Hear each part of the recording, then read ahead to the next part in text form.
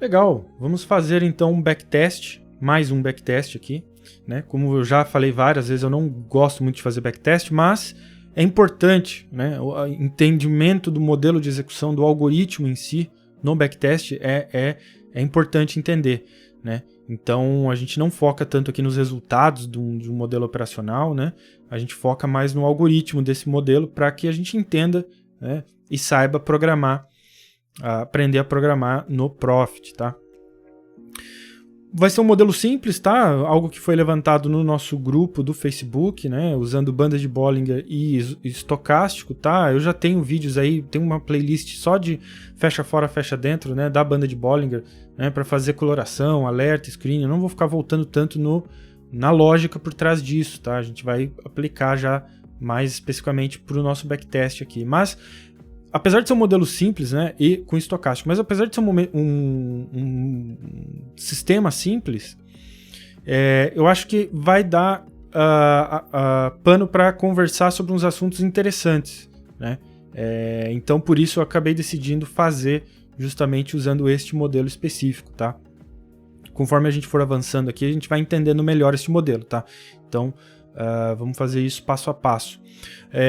Então, note que eu tenho aqui uma banda de Bollinger. Eu vou fazer de duas formas, tá? Vou aproveitar então, porque também eu vi que pediram para falar sobre alvos percentuais, alvo e stop, né?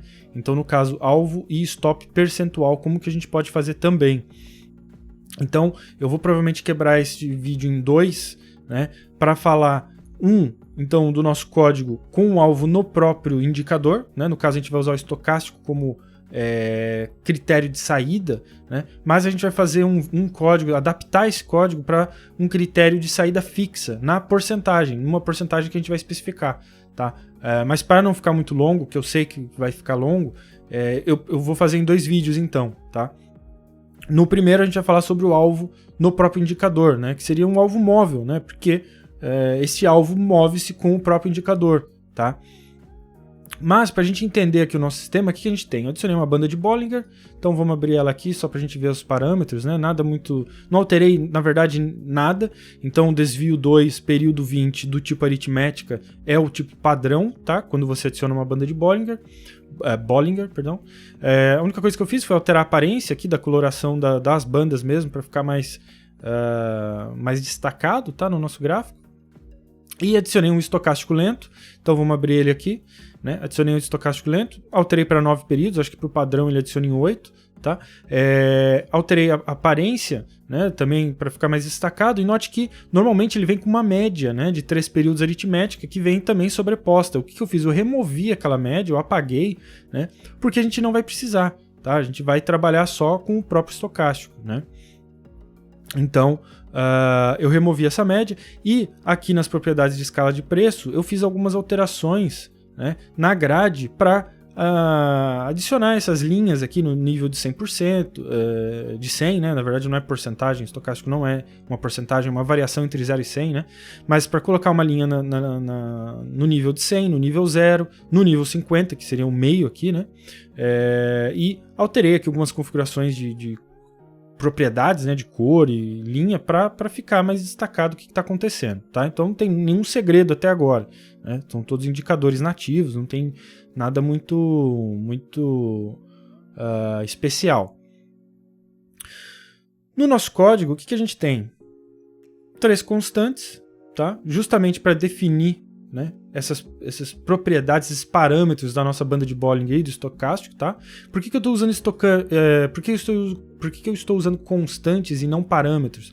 Porque em regras de coloração, né, como a gente tem aqui, esse código também é uma regra de coloração, né, porque a gente tem uma pintura de barra, a gente pode ir nas propriedades dessa regra de coloração e alterar parâmetros, né? Então, se eu tivesse aqui o parâmetro desvio, parâmetro período, eu poderia aqui fazer alterações. Na estratégia de backtest, estratégia de execução, a gente não pode fazer alterações de parâmetros, né? Então, por uma questão pessoal de gosto, eu determino ou configuro esses valores como constantes para ficar mais fácil, mais organizado aqui no meu código e mais simples de alterar, tá? Não é obrigatório, você pode fazer da forma que você achar melhor. Variáveis, que a gente vai ver o que cada uma delas faz, tá? Então não se preocupe, mas a gente está declarando nossas variáveis aqui. E aí a gente começa o nosso código, de fato, calculando os indicadores que a gente vai precisar.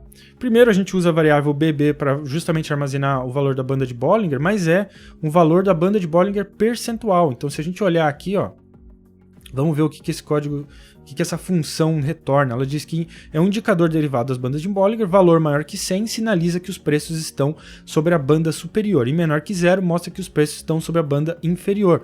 Então, como neste caso eu não preciso dos valores da banda especificamente, eu só preciso saber se de fato o preço está acima ou abaixo, né, da banda superior ou da banda inferior, eu posso usar então essa função Bollinger percentual para me ajudar, né, a identificar se o preço está, então, né, satisfazendo a minha condição fecha fora, fecha dentro, né, que a gente vai ver já já aqui nas nossas duas condições de compra e venda. Tá?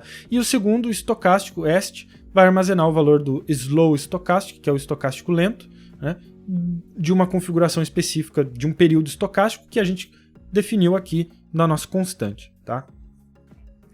Então, aí a gente tem dois sinais, né? SC, sinal de compra, SV, sinal de venda, onde, né, vamos começar falando do sinal de compra, a gente tem três condições, porque eu tenho a primeira condição e a segunda condição e a terceira condição. Só que a gente pode argumentar que as duas primeiras condições, né, fazem parte de uma condição maior, vamos dizer assim, que é justamente determinar se fechou fora, fechou dentro. E como que a gente faz isso? Se a gente determina BB1 e se a gente, né, referenciar as nossas barras aqui com a indexação, né, BB1, que seria o percentual da banda de Bollinger no momento da barra 1, que seria aqui, né? Se ele for menor que zero seria o quê? Abaixo da banda inferior, satisfaz a minha primeira condição, o que é verdade. Tá aqui, fechou, né? Aqui embaixo, abaixo da banda inferior. Então a primeira condição satisfeita. E a segunda condição, né, é o BB0, então na barra 0, né, na barra atual, no momento da execução do script, né, do código, né, este valor, então, percentual esteja acima de 0. Ou seja, o preço que veio fechar aqui em cima esteja agora acima da banda inferior, né? Portanto, essas duas condições sendo verdadeiras me mostram justamente este fenômeno, vamos dizer assim, este comportamento do preço de fechar fora e depois fechar dentro, né?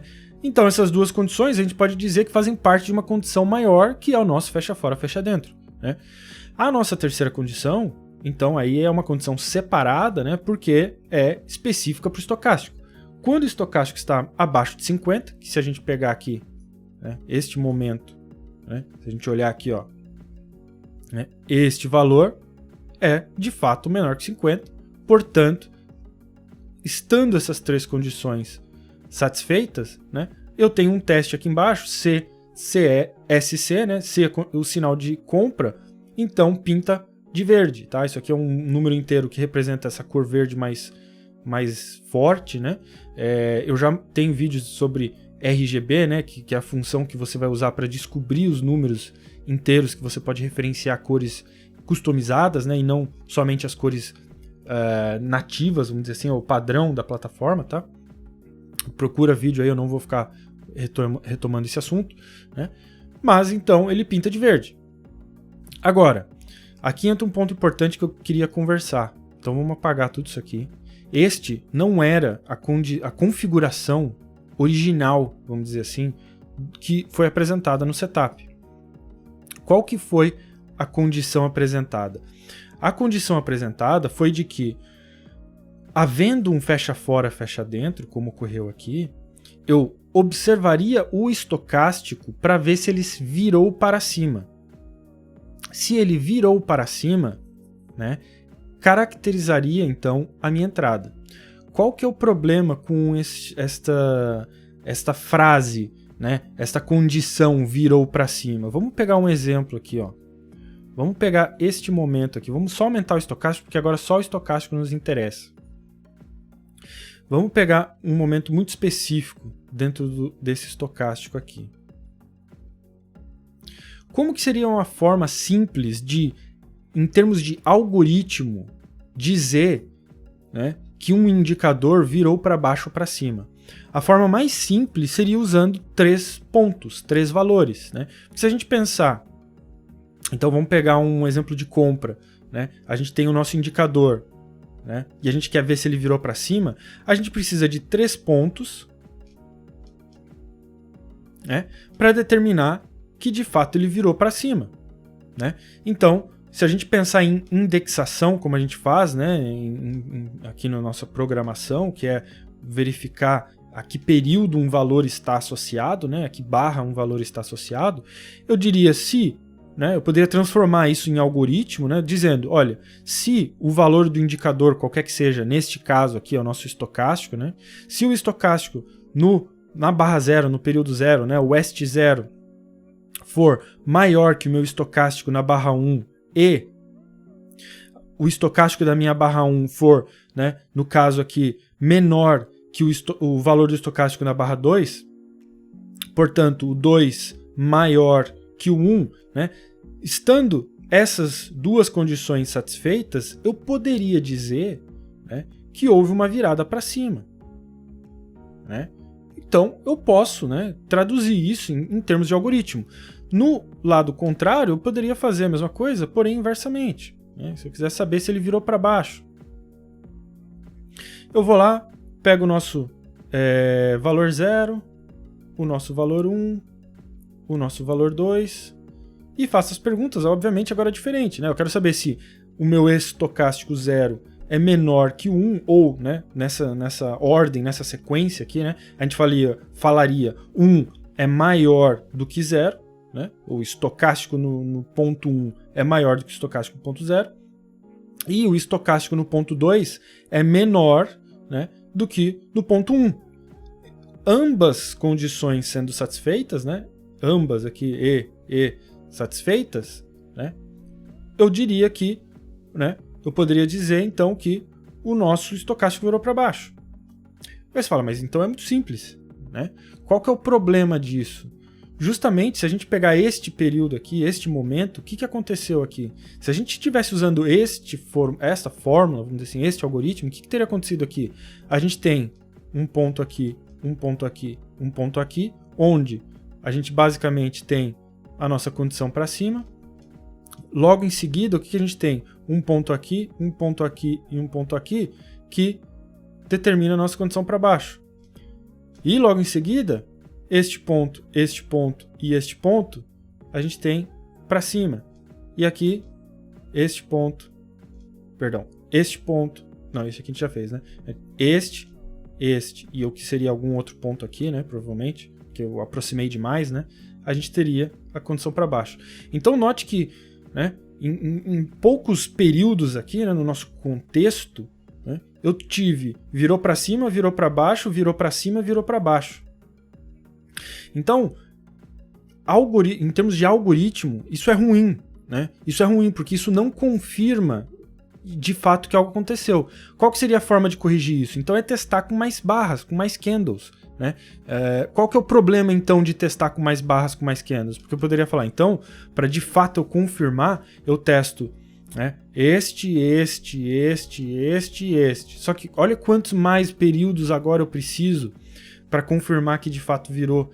Portanto, acaba atrasando o meu indicador. E no modelo operacional isso pode significar que é tarde demais para fazer uma entrada, né? Por exemplo, nesse modelo, né? Então você note que tem um problema, né? Porque simplesmente olhando este período você não consegue dizer o que aconteceu no geral. Claro que quando você abre e olha todo o período, você fala, agora é muito simples dizer o que aconteceu, né? Agora está muito mais óbvio dizer que, de fato, a gente pode argumentar que aquilo virou para baixo. Mas em termos de algoritmo, provar isso é muito difícil, né? Porque para fazer isso, ou você precisa de muitos períodos, né? O que não é necessariamente interessante, né? Porque você acaba atrasando demais o seu indicador.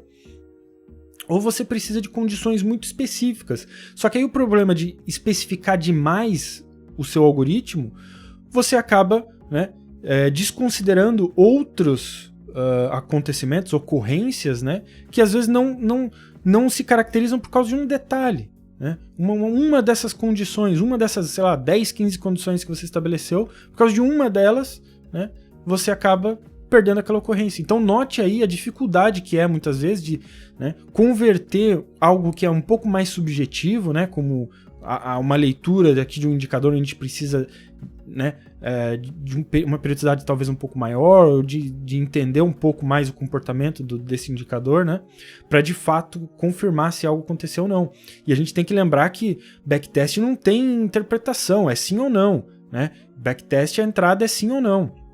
Não tem, talvez, não sei. Não, backtest ele testa puramente a sua condição, né? Então, essas são as condições que a gente tem que levar em consideração quando a gente estiver traduzindo os nossos algoritmos, né? Então, o que eu fiz aqui? Né? Infelizmente, muitas vezes você acaba tendo que descaracterizar um pouco, ou deformar um pouco esse setup, mas te dá uma oportunidade melhor de englobar mais ocorrências, né? Então, por exemplo, o que eu fiz aqui? E é um exemplo, tá?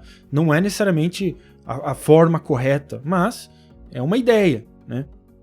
E é isso que você tem que começar a desenvolver, né? Esse pensar fora da caixa, de começar, como é que eu posso talvez então melhorar um pouquinho aqui, né? Para ficar mais aberto, né? O meu algoritmo, né? Então o que eu fiz?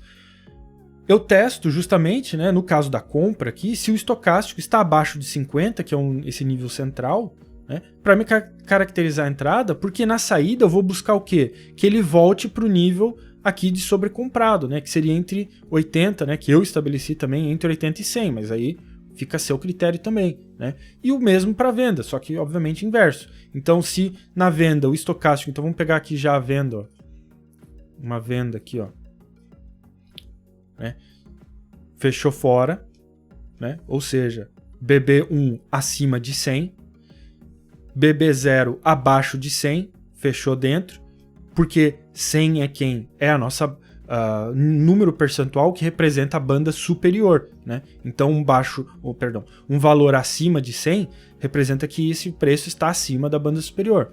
Um valor abaixo de 100 significa que ele está abaixo da banda superior, né?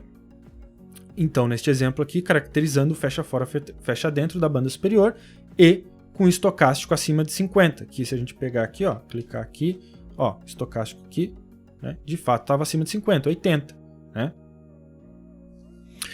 E aí caracteriza a minha venda, né? Aí também faço a coloração aqui, né, como a gente já viu, e aí eu posso fazer então minhas buscas por saída, né? E onde está a minha saída, né? Perdão, aqui é a entrada, né? Então vamos continuar aqui, vamos continuar na nossa sequência lógica aqui.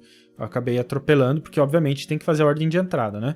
Então, como que a gente faz a ordem de entrada? Havendo o sinal de compra, vamos pegar o sinal de compra como exemplo. Vamos começar pelo sinal de venda. Por quê? Porque a gente não tem aqui um sinal de compra. A gente vai ver o que é este buy to cover aqui, né? Porque você deve estar falando, mas ele deveria ter entrado aqui, né? Então vamos começar falando de venda, porque daí a gente vai falar também, inevitavelmente, desta operação. Então, para um sinal de venda, né, para uma ordem de venda, a gente precisa que o sinal ocorreu aqui, beleza. Eu preciso que eu não esteja comprado, not is bought. Eu estou perguntando, estou comprado, mas eu preciso que eu não esteja, né? Por quê? Porque eu só vou entrar se eu não tiver posição em aberto, né? Eu quero realizar uma operação somente quando a anterior fechar, né? Então, eu não quero estar comprado e não quero estar vendido. Foi o que a gente conversou, né? A gente precisa estar zerado de posições para que eu possa abrir uma nova posição. E, portanto, essas três condições ocorrendo, né, eu envio uma ordem stop na mínima, né, para fazer essa entrada, que foi o que aconteceu aqui. Se a gente tirar essa linha, note que aqui na mínima, né, ficou meio torto aqui, mas você vê que na mínima ele entrou onde? Na venda, né?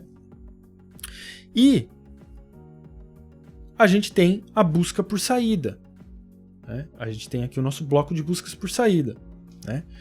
Por que a gente tem uma compra aqui, né? Primeiro, note que o sinal ocorreu aqui, né?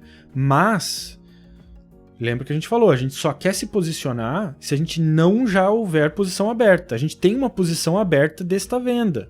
Então, mesmo havendo um sinal aqui, né, que foi avisado pela coloração, e a coloração não leva em consideração posições abertas, é simplesmente para pintar se existe um sinal, né? A gente não entra porque a gente tem uma posição aberta ainda da venda, que é fechada onde? É fechada aqui, neste candle. Por quê? Porque a nossa condição de saída é, se eu estiver vendido, né, no caso da venda, né, se eu estou vendido, agora eu estou confirmando, porque eu quero sim saber se eu estou vendido, e o meu valor de estocástico estiver abaixo de 20, fecha a posição. Né? E ele está abaixo de 20, porque a gente pode verificar aqui, ó, né? Observe aqui, tá? Este valor é referente ao último valor no gráfico, então não é o que a gente está observando, é aqui que a gente tem que confirmar, né? Porque nesta barra o estocástico estava realmente abaixo de 20, 13,64. Na barra anterior, 21, ou seja, não é condição. Na barra anterior, 20,89, não é condição. É somente aqui que a condição é satisfeita e, por ser uma ordem close position, que seria fechar posição, é uma ordem a mercado. Em termos de backtest, isso significa que a saída, né, a execução será feita onde? No candle seguinte, no preço de abertura. Então note que é aqui, ó, no preço de abertura do candle seguinte. Por quê? Porque no backtest ele não sabe o que aconteceu aqui dentro, no tique a tique. Ele não sabe, numa ordem a mercado, quando isso teria ocorrido. Então, por ele não saber, né, quando eu digo ele, o compilador, né, o software, ele, né, faz uma suposição de que, né, então essa saída teria ocorrido na abertura do próximo candle. Né? Porque a gente usa um modelo que a gente chama OHLC, né? Open High Low Close, porque o compilador só usa os valores de máxima, mínima, abertura e fechamento para fazer backtest, tá? Porque, né, vários motivos aí, para você ter cada informação de tique a tique, né, necessitaria um banco de dados muito grande, né, muito processamento, você teria que o computador teria que processar o que aconteceu, cada tique. Então não é tão simples assim, né? Existem softwares que fazem isso? Existem, claro. Mas, né, são muito mais profissionais para backtest, tá? Que não é o caso aqui, né? É uma ferramenta de auxílio, tá?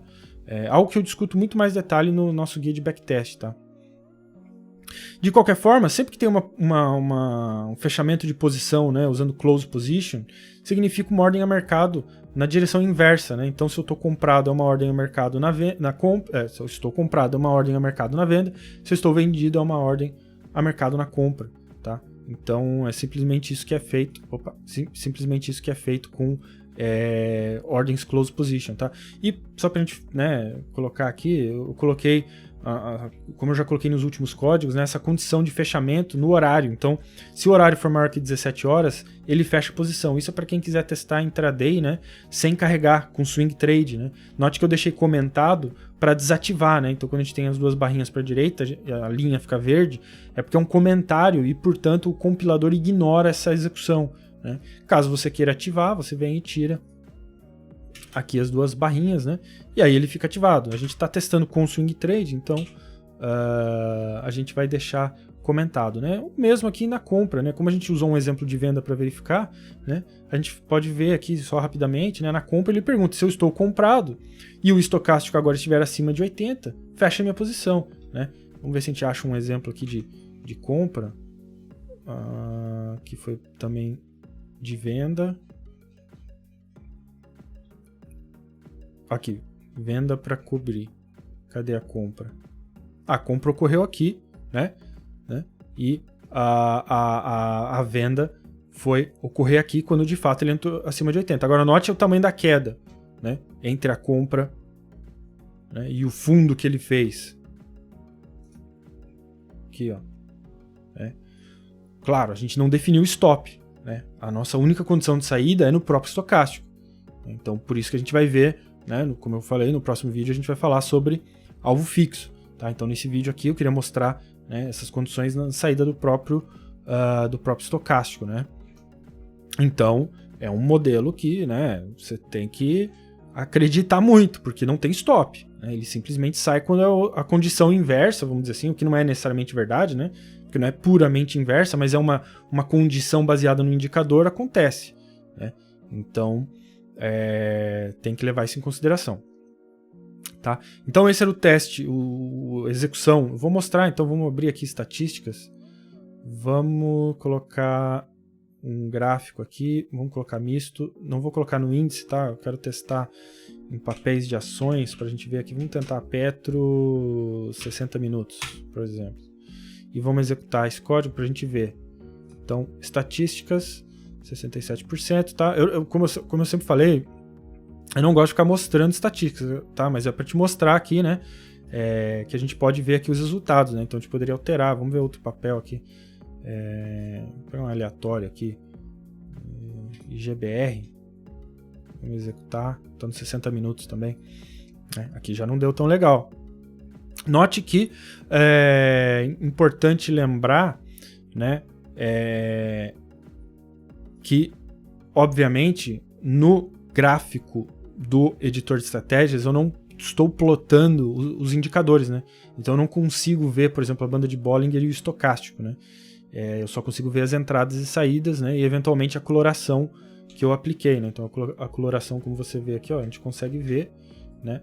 Mas não os indicadores, né? Então por isso que na maioria das vezes, né, eu uso de fato o gráfico real, né, onde eu posso ver os indicadores, ver se as entradas estão ocorrendo corretamente, e aí o teste aqui simplesmente é gráfico de resultado de performance, né, que, como a gente já conversou várias vezes em outros momentos, também tem que ter cuidado para interpretar. Tá? Então a gente já falou em vídeos aí, né, em vários vídeos sobre esses cuidados que você precisa ter ao interpretar, né, relatório de performance. Então é isso aí, já ficou longo. No próximo vídeo a gente vê o alvo fixo.